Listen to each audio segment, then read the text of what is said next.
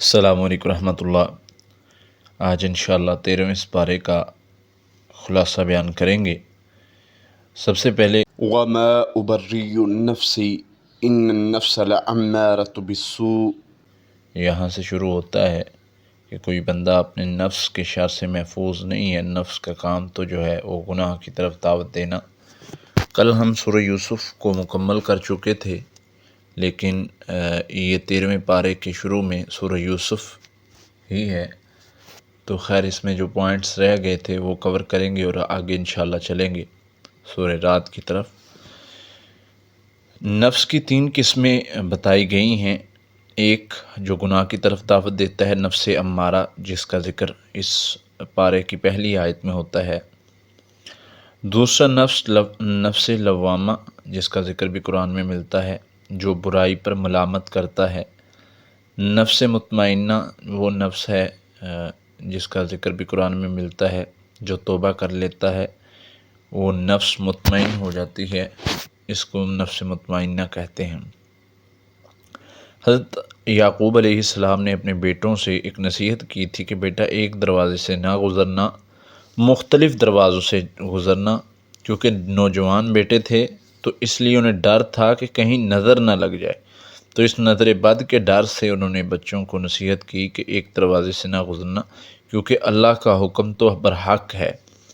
तो इसलिए नज़र बद से हमें भी तदबीर ऐसी करनी चाहिए कि नज़र बद न लगे, यानी अपनी नेमतों को छुपाना चाहिए। नबी सल्लल्लाहु अलैहि वसल्लम ने फरमाया, अपनी नेमतों को ज़ाहिर ना करो, छुपाया करो। नेमत वाले से हसद किया जाता है। फिर एक दुआ जो हज़रत यूसुफ़ अलैहिस्सलाम की बहुत ही प्यारी दुआ है, जिसको हमें भी अपनी ज़िंदगी में अपने मामूल में लाना चाहिए। फ़ातिरिस समावाति वल अर्दि अंत वली फ़िद दुनिया वल आखिरत तवफ़्फ़नी मुस्लिमन व अल्हिक़नी बिस्सालिहीन।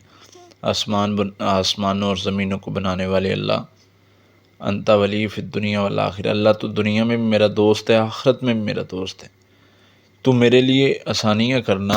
अल्लाह से दुआ करते हैं, अंत वली फ़िद दुनिया वल आखिरत तवफ़्फ़नी मुस्लिमन व अल्हिक़नी बिस्सालिहीन।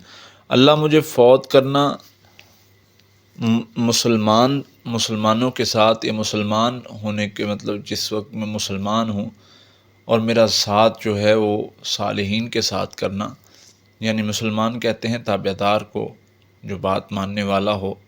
तो ये दुआ हमारे लिए बड़ी कीमती है, अगर हम पढ़ें तो इससे बहुत ज़्यादा फ़ायदा होगा।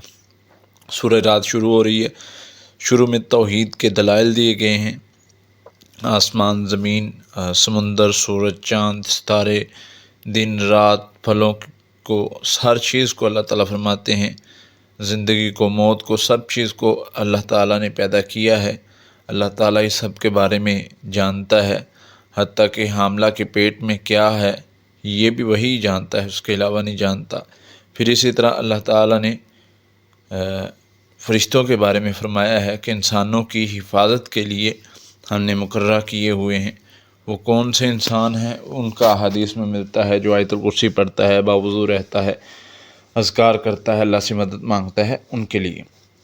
फिर अल्लाह ताला ने ज़िक्र किया है बिजली का चमकना, बादलों का उठना। अल्लाह फरमाते हैं बादल गरज के साथ अल्लाह ताला की हमद बयान करते हैं। फिर अल्लाह ताला ने जिनको तुम गैरुल्लाह को, जिनको तुम पुकारते हो, उनके बारे में उनकी हकीकत बयान फरमाई है। अल्लाह फरमाते हैं कि जिनको तुम अल्लाह के अलावा पुकारते हो वो तुम्हारा जवाब नहीं देते। इनकी मिसाल ऐसी ही है जैसे पानी की तरफ तुम दूर बैठे हाथ बढ़ाओ और कहो कि पानी तुम्हारे हाथ में आ जाए या तुम्हारे मुंह में आ जाए, तो पानी मुंह में नहीं आएगा, तुम्हें पानी के पास जाना पड़ेगा। इसी तरह इनकी मिसाल दी कि जिनको तुम पुकारते हो ना जवाब देते हैं, ना उनको ख़बर पहुंचती है, ना वो जवाब दे सकते हैं। फिर अल्लाह ताला फरमाते हैं कि मोमिन और काफ़र बराबर नहीं हैं। मोमिनों की कुछ सिफ़तें बयान की गई हैं यहाँ पर। वफ़ादारी एक सिफ़त बयान की गई है, सिला रहमी, खौफ खुदा, खौफ आखरत, सब्र, नमाज की पाबंदी, सदका और बुराई का बदला अच्छाई में देने वाले। ये अल्लाह ताला ने मोमिनीन की सिफ़ात बयान की हैं। और नेक रिश्तेदार जो हैं वो जन्नत में इकट्ठे होंगे। इन मोमिनीन का ज़िक्र करके अल्लाह ताला ने ان کے لیے جو ہے وہ آخرت میں جنت کی خوشخبری بھی دی ہے، اور ساتھ میں فرمایا ہے کہ جو نیک رشتہ دار ہوں گے یا نیک لوگ ہوں گے وہ رشتہ دار ان کے وہ جنت میں اکٹھے ہوں گے۔ پھر اللہ تعالیٰ نے بدبخت لوگوں کی خصلتیں، عادتیں بھی بیان فرمائی ہیں۔ وعدہ خلافی کرنے والے ہیں، قطع رحمی کرنے والے ہوتے ہیں، پھر اسی طرح فساد فی الارض، زمین میں فساد پھیلانے والے ہوتے ہیں۔ یہ ان کی بڑی علامات ہیں۔ اللہ تعالیٰ نے ان پر، اللہ فرماتے ہیں ان پر اللہ کی لعنت ہے اور آخرت میں ان کے لیے عذاب ہے۔ پھر ذکر کے بارے میں اللہ فرماتے ہیں الا بذکر اللہ تطمئن القلوب، ذکر جو ہے وہ دلوں کا سکون ہے۔ اور دوسری آیات میں ایک اور مقام پر اللہ فرماتے ہیں کہ جو ذکر سے منہ پھیرتا ہے تو ہم اس کی معیشت تنگ کر دیتے ہیں، یعنی دلوں کا سکون ذکر سے، جو نہیں کرتا اس کی معیشت معاملات تنگ ہو جاتے ہیں۔ سورہ ابراہیم شروع ہو رہی ہے، شروع میں توحید کے دلائل اور پرانی قومیں جنہوں نے دعوت انبیاء کو نہیں مانا، انہوں نے جھٹلایا، ان پر کیسے عذاب ہے مختصراً ذکر کیا گیا ہے۔ قوم نوح ہے، عاد ہے، سمود ہے، ان کے بارے میں ذکر کیا گیا۔ پچھلی قوموں کو کیا شبہات تھے، یعنی ان کو کیا مسائل تھے کہ اللہ کے بارے میں، رسول اللہ کے بارے میں، رسولوں کے بارے میں، سب سے پہلے تو اللہ کے وجود کے بارے میں انکار کرتے تھے، شک میں تھے۔ پھر یہ ان کا مسئلہ تھا کہ رسول بشر میں سے کیوں آیا ہے، جیسے ہم سورہ یونس میں بھی پڑھ کے آئے ہیں کہ ان کا ایک ہی سوال تھا۔ اللہ فرماتے ہیں یہ تمہارے لیے عجیب بات ہے کہ تم یہ سوال کرتے ہو کہ رسول جو ہے وہ بشر میں سے کیوں ہے۔ پھر تیسرا ان کا جو مسئلہ تھا وہ آباء و اجداد کی تقلید تھا، جس کی وجہ سے وہ جہنم کا ایندھن بنے۔ پھر اللہ تعالیٰ فرماتے ہیں، ان کے اللہ تعالیٰ نے جوابات بھی دیے ہیں، اور پھر اللہ تعالیٰ فرماتے ہیں کہ شکر کرو، ناشکری نہ کرو۔ جو شکر کرے گا میں اس کا مال بڑھا دوں گا، اس کو بڑھا کے دوں گا، زیادہ کر دوں گا۔ جو ناشکری کرے گا تو میں اس سے چھین لوں گا اور اس کو عذاب بھی دوں گا۔ کافروں کے اچھے اعمال جو ہوتے ہیں، اللہ فرماتے ہیں ان کا کوئی فائدہ نہیں ہے۔ ان کی مثال ایسے ہی ہے جیسے ایک میدان میں ایک راکھ پڑی ہو اور تیز آندھی اس کو اڑا کر لے جائے، وہاں پر کچھ بھی نہ رہ جائے۔ ایسے ہی ان کا اعمال دنیا میں بھی ان کو وقتی فائدہ دیں گے، اچھے اعمال، لیکن آخرت میں ان کا وزن بھی نہیں کیا جائے گا، جیسے سورہ کہف میں بھی اللہ تعالیٰ فرماتے ہیں۔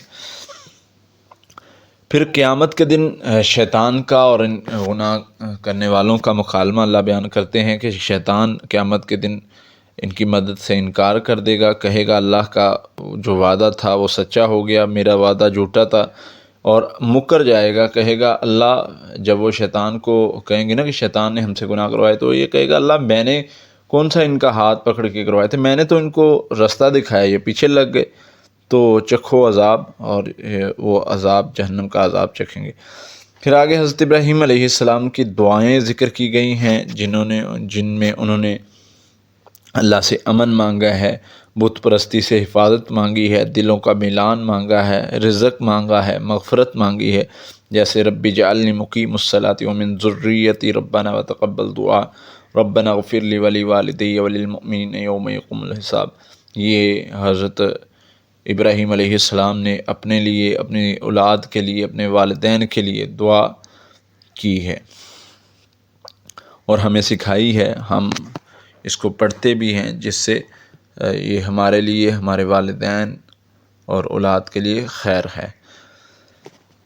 پھر اللہ تعالیٰ نے کافروں کے بارے میں ذکر کیا ہے کہ جب جہنم میں جلیں گے تو یہ بار بار معافی مانگیں گے، ایک موقع دے دے اللہ، ایک بار واپس جانے لیں دے، ساری زندگی تیری عبادت کریں گے، تجھے مانیں گے، تیری گواہی دیں گے، لیکن اللہ فرمائیں گے اب موقع نہیں ہے، اب معافی نہیں ملے گی، توبہ کا دروازہ بند ہو جائے گا اور نہ ان سے توبہ قبول کی جائے گی، نہ ان کو موقع دیا جائے گا۔ پھر اینڈ میں اللہ تعالیٰ یہاں پر فرماتے ہیں کہ یہ لوگوں کے لیے پیغام ہے تاکہ ان کو ڈرایا جائے، تاکہ وہ جان لیں کہ ایک ہی معبود ہے، اسی کی عبادت کرنی ہے۔ یہ سارے واقعات عقل والوں کے لیے نصیحت ہیں، تو اس لیے ہمیں ان سے نصیحت پکڑنی چاہیے۔ السلام علیکم ورحمۃ اللہ۔